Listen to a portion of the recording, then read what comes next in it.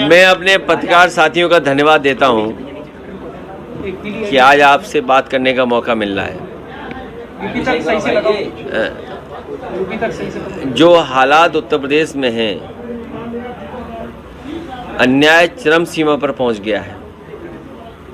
महंगाई तो पहले से ही चरम सीमा पर थी, बेरोजगारी चरम सीमा पर पहले ही थी, और जिस उम्मीद से जनता ने भारतीय जनता पार्टी को दोबारा मौका दिया, आज जब जनता आकलन करती है तो सबसे ज़्यादा दुख और तकलीफ इस सरकार में मिल रहा है।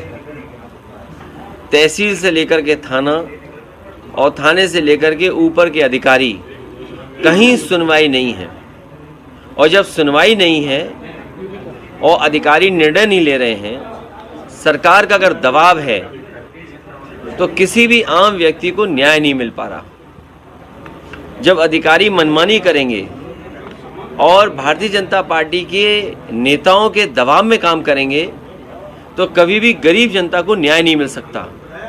और उसका जीता जागता उदाहरण देवरिया का है, जहां पर ऐसी घटना घटी है, 6 लोगों की जान चली गई। अगर कोई दोषी है उस घटना के लिए तो वो सरकार स्वयं दोषी है। अब भारतीय जनता पार्टी उसमें लगातार राजनीति कर रही है। ऐसी घटनाओं पर राजनीति नहीं करनी चाहिए। अन्याय इतना नहीं करना चाहिए कि लोग सहन न कर सकें और लोग खुद खड़े हो जाएं सरकार के खिलाफ। और ये अन्याय, ये कहीं ना कहीं सरकार के दबाव में ये अपराध हो रहा है। ये अन्याय नहीं बचा, अपराध हो रहा है। और सुनने में आ रहा है कि भारतीय जनता पार्टी के लगातार नेताओं की कोशिश है कि इससे राजनीतिक लाभ लिया जाए। राजनीतिक लाभ लेंगे अगर आप तो घटनाएं बढ़ेंगी, कम नहीं होंगी। लेकिन जिस तरह से ईडी लगातार छापेमारी कर रही, कल अबू आदमी के ठिकानों पर भी हुई, संजय सिंह को भी गिरफ्तार किया गया, आपको क्या लग रहा है, क्या इसका भी कोई राजनीति? देखिए, जो सरकार में रहता है वो इन संस्थाओं का इस्तेमाल करता है। पहले कभी इस्तेमाल हुए होंगी ये संस्थाएं, आज भारतीय जनता पार्टी की सरकार है, लेकिन भारतीय जनता पार्टी ने सब सीमाएं लांघ दी। वो केवल अपने वोट के लिए, दूसरे लोगों को अपमानित करने के लिए ईडी, सीबीआई, इनकम टैक्स का सहारा ले रहे हैं।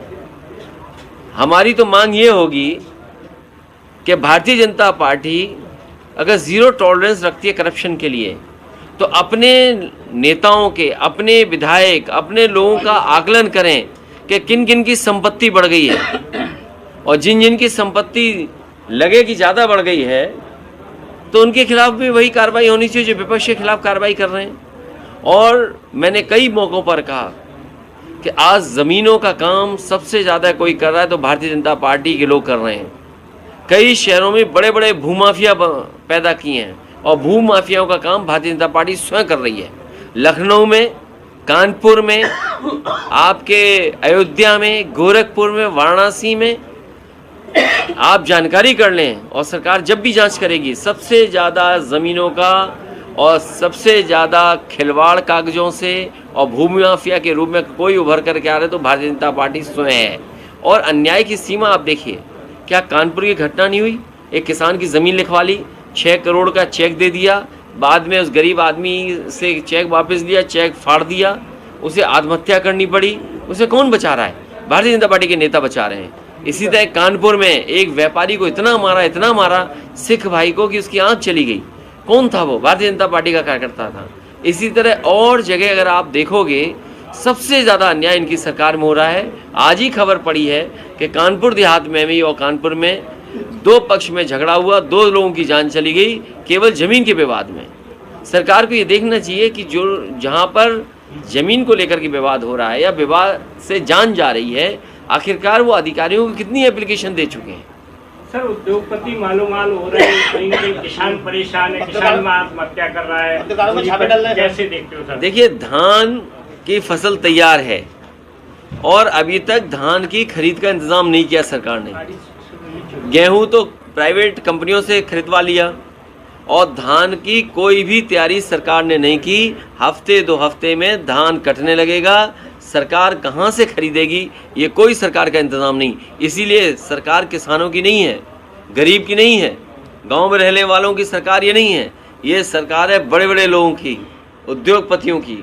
उद्योगपतियों को कैसे लाभ मिले, उद्योगपतियों को बैंकों का पैसा कैसे मिले, उद्योगपतियों को सब्सिडी का लाभ कैसे मिले, और ये 2-2 हज़ार रुपये जो जमा हुए हैं इसका लाभ उद्योगपतियों को कैसे मिले, उस दिशा में काम कर रही है। सुना है आज आखिरी तारीख है कि कल आखिरी तारीख थी, कहीं ऐसा ना हो कि बीजेपी फिर बढ़ा दे समय 1 हफ्ता, क्योंकि हो सकता है उनके जानने वालों के पैसे अभी 2000 पूरे जमा ना हुए हों। तो जिस तरह से मध्य प्रदेश में चुनाव है, क्या समाजवादी पार्टी कांग्रेस के साथ चुनाव लड़ेगी? देखिए, समाजवादी पार्टी बीजेपी को हराना चाहती है और समाजवादी पार्टी से कांग्रेस सहयोग ले और बीजेपी को हराए, उस दिशा में समाजवादी पार्टी काम कर रही है। भैया, जिस तरीके से बीजेपी और कांग्रेस में पोस्टर वॉर चल रहा है, बीजेपी ने नए का रावण बताया राहुल गांधी को, तो भाई कांग्रेस कह रही है कि मोदी ये तुगले आंसर। कैसे? देखिए, ये विवादों में नहीं पड़ना चाहिए। सही मायने में किसान का भला हो, गरीब को सुविधा मिले, और जो स्वास्थ्य सेवाएं ठप हो गई हैं कम से कम स्वास्थ्य सेवाएं बेहतर हों। आज गरीब को किसी अस्पताल में इलाज नहीं मिल रहा, गरीब कहीं पहुंच जाएगा किसी अस्पताल में, इलाज उसको नहीं मिल रहा। भैया जी 2000